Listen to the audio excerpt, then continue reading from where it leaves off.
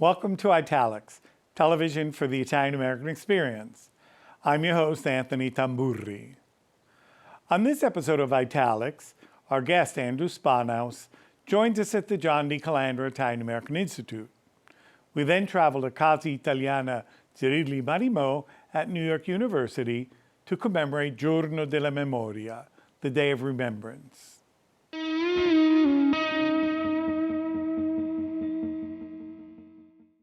Andrew Spannaus is an independent American journalist and political analyst. He writes on populism and international politics and is a regular commentator for European media. He is also the managing director of the Milan Foreign Press Association. Based in Milan, he teaches in the master's program in international economics and politics at ASERI Graduate School of Economics and International Relations. Let's go to the Calandra Institute. Andrew, welcome to Italics. Thank you. It's a pleasure to be here. You're, I want to say, a classic story. You went to Italy, you fell in love with Italy, and you said, I'm going back. Yeah, I went in college. You know, that's what a lot of people do. I did a semester in Florence way back when in the 90s, and I loved it. I went there to study the Renaissance.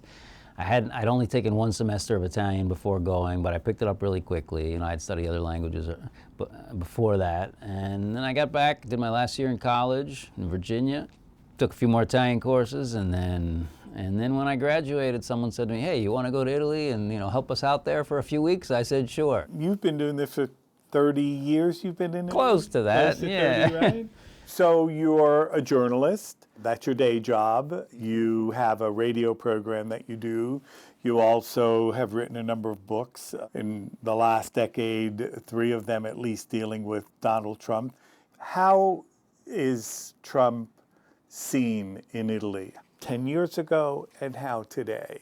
How do the Italians look at him? Well, for years I wrote about sort of Italian, European politics, economics, for a magazine. Then they stopped paying me for a while. I started doing other things, you know, teaching English, doing stuff, and then I branched out on my own. I started my own little newsletter, started meeting people in Rome, politics, and in 2016, that was the thing. Someone had invited me to give a talk to a group at Piazza di Spagna, the Spanish Steps, right, to a little think tank there, and it was in the spring of 2016, and so Trump was winning the primaries, and I had a lot to say about what was going on in the U.S. in terms of globalization, post-industrial society since the 1970s. I mean, I recognized there was a huge background that people needed to understand why Trump was coming out. It wasn't just this crazy guy, you know, whether you think he's crazy or not. There was a reason he was able to tap into something, you know. And I realized when I spoke to that conference and another conference that people had no clue what was going on.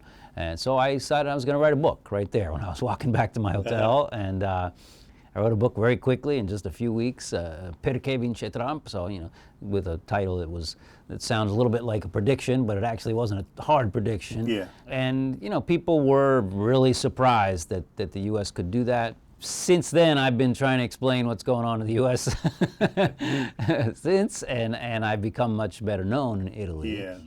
C'è un disconnect, c'è un scollegamento, non ha l'appoggio di praticamente nessuno Trump su questa cosa qua, che mi dice che la possibilità appunto di fermarlo è molto più alta. There was already a wave of sort of conservative populism in Italy, right?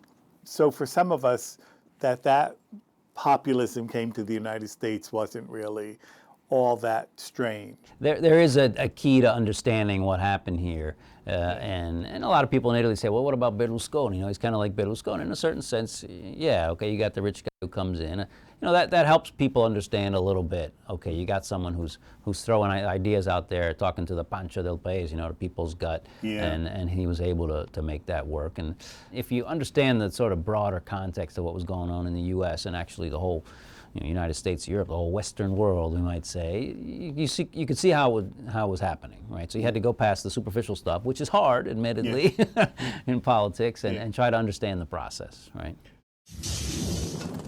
C'è stato un errore politico dell'Occidente di non rendersi conto di quanto sia fondamentale per la Russia la questione di questa zona di cuscinetto, di fatto.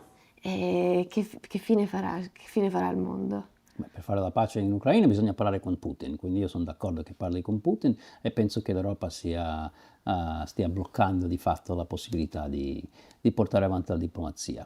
We look at the discussions about Western Europe. From here, we look at the discussions about Western Europe. And Italy doesn't seem to get mentioned at times when some of us feel that maybe it should be, because after all, it's part of the G7. And do you have any just thoughts on that? Italy has, had an amazing history in the 50s and 60s of economic growth and becoming a global economic power, right? Italy has, in certain sectors, economic sectors, really important stuff, machine tools, but today even all sorts of things. It's not just food, fashion, and furniture. Those are the three big things which we always talk about, but there's so many areas where there's these SMEs, in certain types of electronics, boats, shipbuilding, glasses, gold. Space station, the contribution to the space station. Those Italian companies, make stuff for space. They make for the F-35, the Joint Strike Fighter. There's a lot of things there. But there's some historical reasons, and one is sort of the role of, at the beginning, of some other countries in Europe of not wanting Italy to be too powerful because Italy lost the war. That was basically the view, and Italy sort of responded to that with Enrico Mattei, with De Gasperi. They responded to this and really became important internationally. But the European Union. The creation of the European Union, which I've been critical of on some points. I mean, so there's a big change from the European community to the European Union in the 90s when you start towards the single currency and everything. And one of the things was to centralize decision-making on some things, right? And for Italy and for some other countries, all right, it changed the view of national sovereignty, of what the state is, what Italian is. And are we Italians or are we Europeans? Are we just part of a European identity? And Italians, their credit, took it really seriously, saying, we're actually, we're all Europeans. We believe in this collective thing. Where other countries were like, we're Europeans, but our national interests, push comes to shove. Push comes to shove. That's where it is.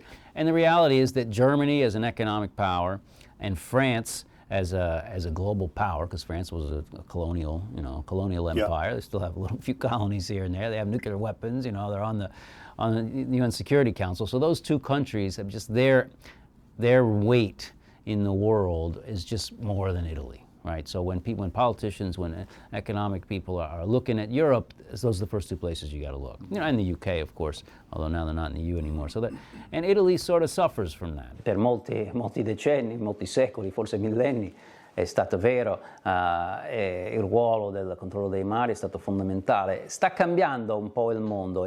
L'idea della cintura economica della Cina è proprio per creare dei grandi legami che sono terrestri. As a journalist, you're independent, quote unquote, right? So you don't have a line to follow, a newspaper line to follow, whatever.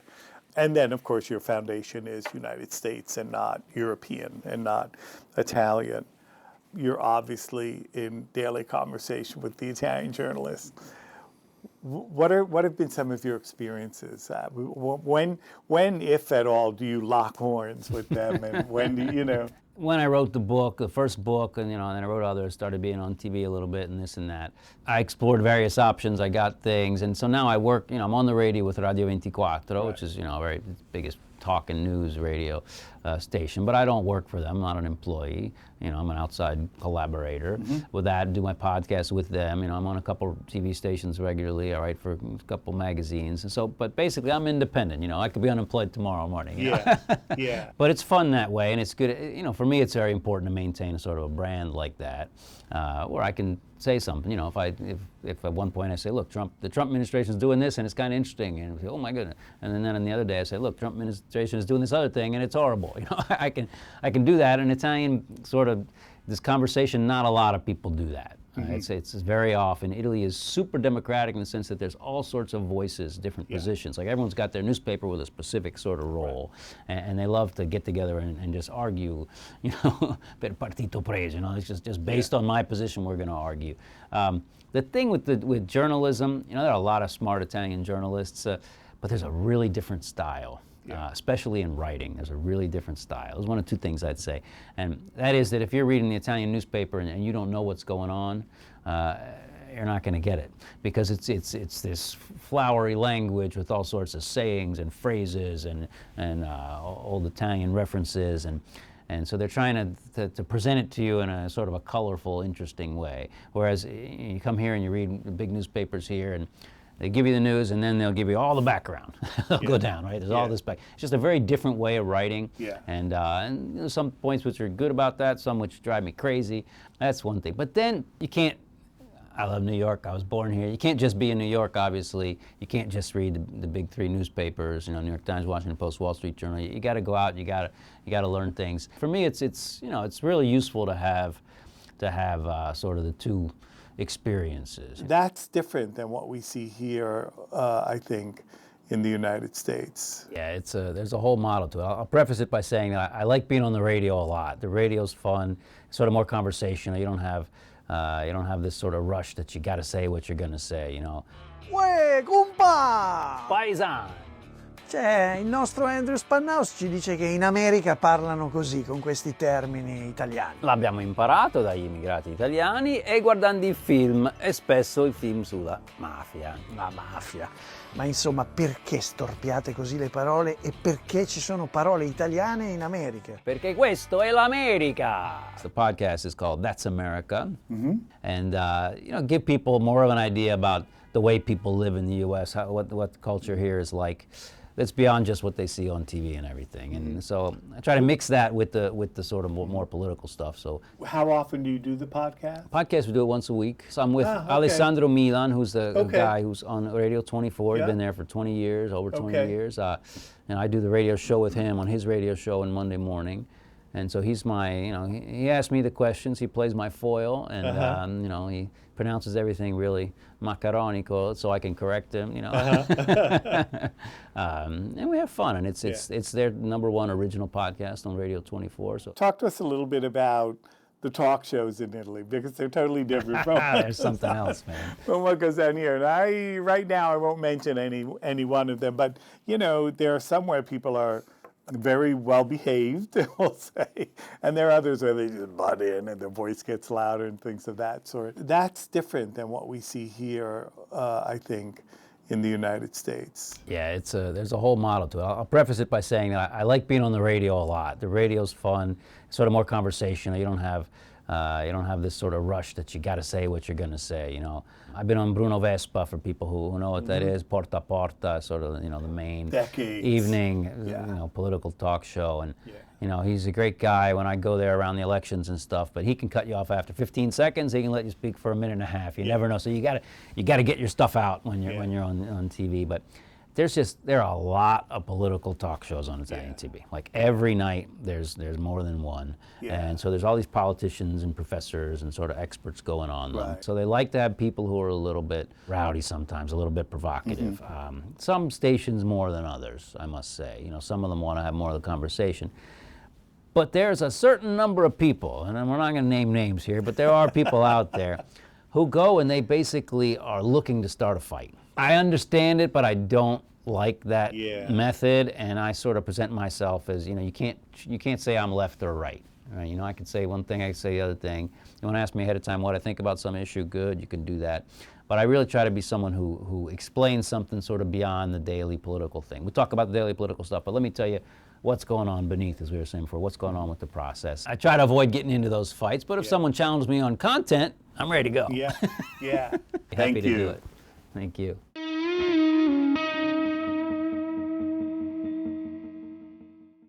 26 years ago, the Italian, French, and German governments established January 27, the anniversary of the liberation of Auschwitz by the Soviet Army, as a day of commemoration.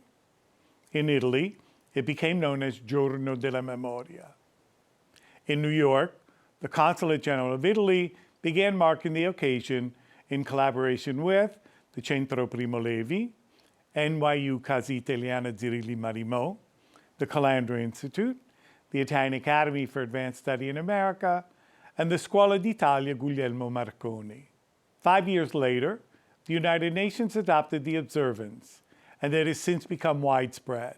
Let's join the conversation titled, If I Am Only for Myself, Who Am I?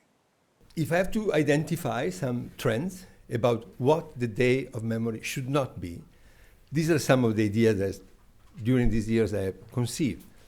So, first and foremost, to distinguish the legend from the historical truth. The importance of recognizing history. And an historian can never be approximate, but an historian that writes and studies this time has an absolute moral duty not to be approximate and to be generic. Otherwise, you run the risk of creating a building that is going to collapse shortly after. The other thing is the importance and the value of the written text is the center of our memories. And it has become, and we talked about literary authors, but also about authors that were not writers, but that left a written trace, and the importance of that written trace. The temptation of using the Day of Memory to pat ourselves on the back and say, we are not that bad, right? And that comes with the myth of the Italiani brava gente, that if compared to the others, they were not that bad. The other thing is that we do not learn more if we just focus on one of the groups of victims, so only on the Jews, only of the people that were in a certain part of Europe at that time. And I think in our path of discovery, we really made it a point to explore all the possible ramifications in the victims of the Holocaust. What did it mean to be different from what was the standard proposed by the Nazis and by the fascists? What have we done? What can be done? What should have done differently about the Day of Memory? Is there a quote-unquote fatigue or quote-unquote saturation about these events? Have we overdone it? Is there a quote routine, end quote, in all this year after year? Let me say that I am, on this topic, a minimalist. Even if over 400,000 American and Canadian soldiers died for the liberation of Europe from Nazi fascism, Americans today do not know much about fascism, Nazism, dictatorship, and of course the Shoah. Have we overdone it? Maybe. Has Italy as a nation come to terms with the racial laws of 1938? With the fascist dictatorships? Certainly not completely. Others criticize the Day of Memory, that the Day of Memory has become a routine of ceremonies and readings, an annual ritual full of rhetorical statements and events. One day of memory followed and preceded by 364 days of oblivion. Some of us, let's be clear, do not need a special day to remember, not just one. My father, like most Italian Jews deported, starting from Rome on October 16 of 1943, was arrested in Florence by Italians in 1945. I grew up with memories at home of the liberation of the camps, of the night they killed all the gypsies in Auschwitz on August 2nd, 1945, of the consequences of the racial laws approved in 1938. But has the Day of Memory helped somehow to fight ignorance? I believe so. Shed some light on less known events of those days, for sure. The problem, in my opinion, is that we have to translate memory, crucial as it is, into a message for the present, into values that are valid here and now. It is not simple, but it is crucial. Learning about Nazi Germany, extermination camps, or the persecution of Jehovah's Witnesses is not just a look at the past. It should be part of everybody's cultural and historical background and act as an antidote for any kind of discrimination and persecution. We need to remember and commemorate, but we need first and foremost to translate what happened and its meaning into a universal message that is valid now and in the future. Not just memory in itself, very important and valid, but also a lesson for the present, about tolerance, about coexistence, about the importance of democracy. We cannot deny that we live in a society where political violence, public violence, in the very conversations that we are having is paramount.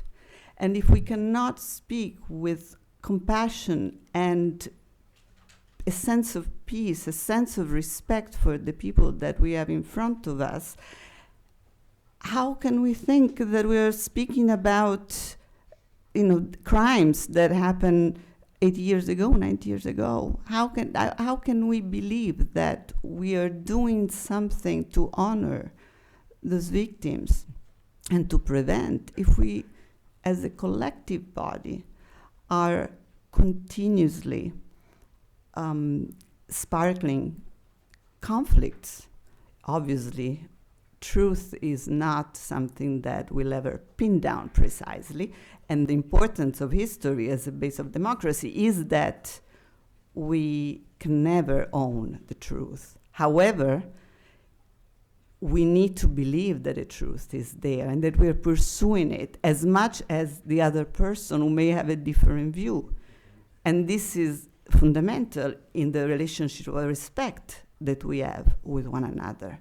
And I like to pay homage to our board member, dear friend, sister and mother, Stella Levi, who is here.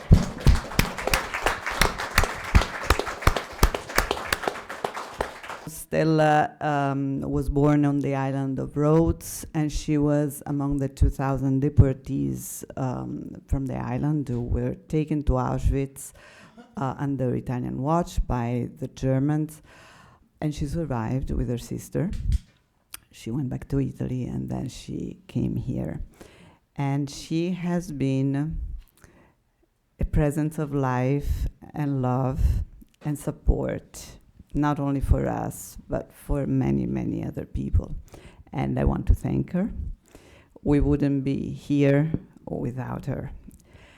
So one day, a few years ago, she calls me up. She said, Natalia, I think this thing of a Holocaust, first of all, I don't like the word, and this is too much. I think it's not healthy. I think all these people, you see these young people listening, hearing about the Holocaust and feeling like they are themselves victims or being confused. I don't think it's good. I think we have a great thing in our tradition is the Pesach Haggadah. Stella loves the Pesach Haggadah. She actually recites it every Shabbat when we get together. And she said, this was a great idea with the Exodus. Whatever it was traumatic. And then we made a story, and this story makes us grow. And so I want to make a Haggadah of the Holocaust. Stella had given us a treasure. The whole Haggadah is about a method, how we think, how we remember. It's also about what we remember, but primarily it's this question about who is listening. And so as we go forward, I feel very much that this is going to be our guiding question. Who is listening? Thank you. I'm going to speak from the perspective of an American of Italian descent, or an Italian American. But I'm also someone who inadvertently became aware of the Holocaust when I was a kid. My father was in the army in World War II, and he was sent to Dachau in 1945. And inadvertently, because his buddies that were there, they took pictures. And some of the pictures were pictures of them, the soldiers, and some of them were the pictures of what they found. And I remember as an 8 or 9 year old, I just inadvertently came upon these pictures. And I was told they weren't pictures to look at, and they weren't pictures to talk about. Unfortunately, my father died when I was 15 and a half, so I never really got the chance to talk to him about it. But I think it's imperative that we keep in mind the history of the persecution of Jews, the history of the persecution of the Armenians, those three sort of historical genocides that people talk about, of course, the third being slavery. What I found over the years was that the notion of the Holocaust is rare among Italian Americans.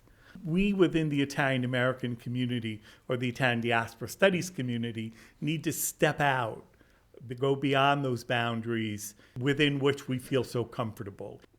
All of us are Italian, some of us are Italian and Jewish, and we're doing this in New York. But who are we really? And so speaking for myself, again, I am Italian and Jewish. So according to these stereotypes, the imperative for Jews is never forget. But if you look at the equivalent stereotype for Italian Americans, think of the Sopranos, you get forget about it. So the real question is, how can you remember and forget at the same time? And I think it's very important to understand that the process of remembering and the process of forgetting need to go hand in hand. Borges has these wonderful stories about Munes el Memorioso, which is a character who remembers everything that ever happened, and thus he's a total idiot.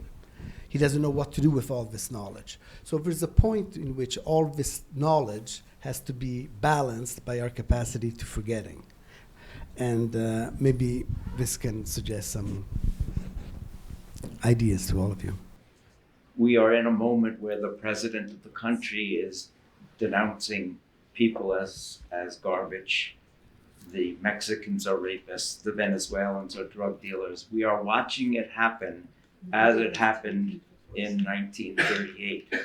What is the memory is all wonderful. What do we do about it?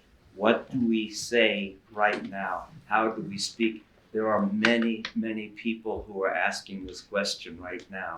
How do we respond to this moment, knowing this history as we all do?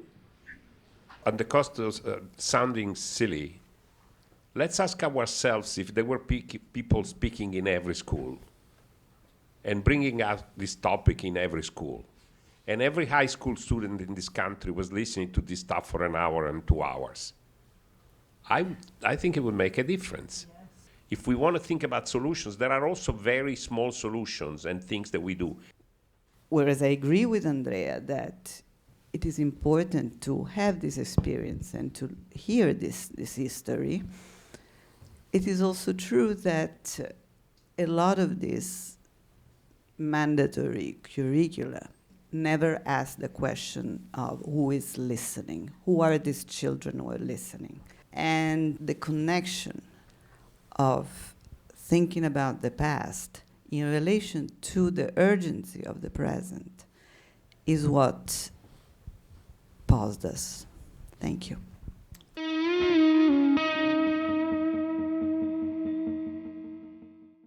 Bordighera Press is an imprint of the John D. Calandra Italian American Institute. This spring, we have a new set of releases, including Lesbian Dinosaurs, Dinosaur Lesbians by Nicole Santalucia, a poetry collection that reconfigures the American literary tradition. At the Hour of Now by Maria Lisella, a poetry collection that recounts the unflinchingly honest story of a blended family. Where the Mountains Burn by Andrew Arnovo, a tale of trauma, memory, family, and resisting, reminding readers that history never dies. Buona lettura.